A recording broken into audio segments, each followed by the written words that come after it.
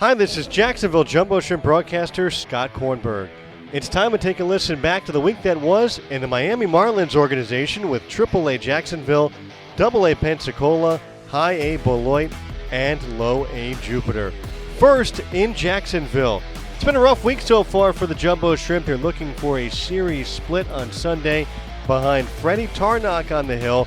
They were hoping to kind of stack some series victories, and things look good on Tuesday when they put up a 5-run fourth inning that was capped on this double by Jacob Berry. 1-2. Berry swings, banks that ball to right, and it's off the base of the wall. One run in, that's Acosta. Behind him, Winkler. Berry to second, ahead of the throw. He's in a 2-run double. It's 5-0 Jacksonville. Matt Davis on the call there. That was a 5-run fourth inning for the Jumbo Shrimp. And in their first 39 games of the season, they scored at least 4 runs in an inning 6 times.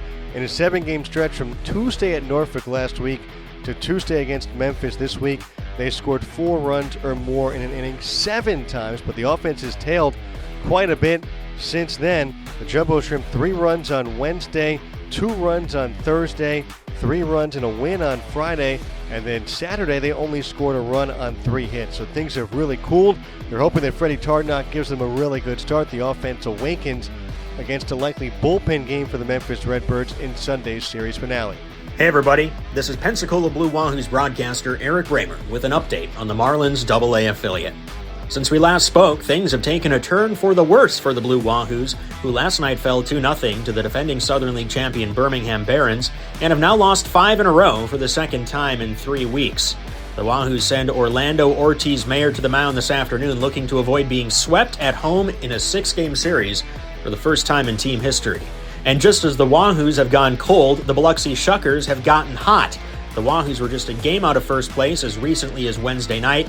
Now they're 4 back with 25 to play, and the Shuckers hold the tiebreaker in the first half division race. If you're looking for bright spots, look no further than last night's starting pitcher. Dax Fulton was a big part of Pensacola's 2022 Southern League Championship team as a 20-year-old. He missed most of the last 2 years with his second career Tommy John surgery. But his last 2 times out, he's taken some big steps forward. The glove, 2-2 pitch to Connor. Fastball at the knees, called third strike. The best we've seen Dax Fulton this year. He strikes out 7, and he allows just an unearned run over 6 strong frames. Last Saturday night, Fulton took a no-hitter into the 5th inning. He went 5 innings, allowing just 1 hit and 1 unearned run. And last night, though he took the loss, he went 6 innings for the first time since 2022. He struck out 7, and he did not walk a batter. A big step forward for the young lefty, who is still just 23 years old and is on the Marlins' 40-man roster. We'll see if the Wahoos can right the ship this afternoon and next week as they head out to Montgomery to face the Biscuits, the Rays' AA affiliate. Until then, this is Eric Bramer with your Wahoos Update. Well, for Beloit, they're in the midst of arguably the most important series of the year right now, a 7-game set at home against Quad Cities, and it's been fairly successful. They've won 3 of the 6 games. They got an opportunity with a 1:05 first-pitched Central Time today to win this series, but anytime you're going up against a first-place team and you have a chance to win the series, that is huge. Beloit won games 1, 3, and 6, 6 being yesterday a 3-2 win, and we really can't talk about Beloit without talking about how good the pitching staff has been. This is a pitching staff that had an ERA at 4.5 a handful of weeks ago, and it's down to 3.87. And there's a lot of arms that are really doing well right now, but we have to focus on Carson Milbrandt, who earlier this week on the 23rd pitched 4 scoreless innings against Quad Cities and allowed 3 hits.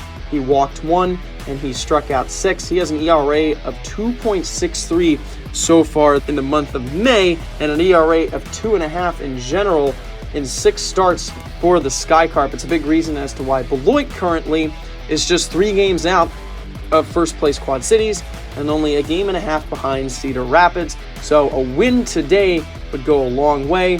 And then Beloit is on the road starting on Tuesday, May 27th, a matchup at Lansing. Great stuff going on in Beloit. The pitching has been outstanding. Beloit is 24-20, just 3 games back, and they got an opportunity in the next coming weeks to potentially move into first place in the Midwest League West Division. For the Beloit Sky Carp, I'm Adam Glover. With the Jupiter Hammerheads, I'm Brennan Erlickson. Jupiter is currently under 500 as we enter the final month of the first half of the 2025 season. However, there are still some positives developing here in Single A. One thing is for sure, the Hammerheads are back to running the bases a whole lot more. This past week, Jupiter became the first team in the Florida State League to 100 steals, which continues the trend of a Marlins minor league team either at or near the top of the stolen base leaderboards, with the Hammerheads running hard at that top spot. On offense, Dylan Head is at the head of the school. In the month of May, his on-base percentage is just a click below 400 and has stolen 13 bases without being caught. And on the mound, standout pitcher Luke Lashutka has been shut down on the mound. In 6 appearances this month, he has allowed just 1 earned run in 13 1/3 innings, while picking up 14 strikeouts and walking just 4 batters. On rehab assignments, Yuri Perez and Victor Mesa Jr. have returned to Jacksonville after getting back up to speed down here in Jupiter, while Woo Suk Go and Cody Morissette remain in Jupiter as they look to get back to the playing field, with Morissette going back to Double-A and Woo Suk Go trying to make his way back to Jacksonville. For the Hammerheads, they look to close out the month of May strong and head into June with a chance at a first-half division title. With the Jupiter Hammerheads, I'm Brennan Erlinson. Thanks to Eric Bramer, Matt Davis, Adam Glover, and Brennan Erlinson. I'm Scott Kornberg. This has been the Miami Marlins Minor League Report.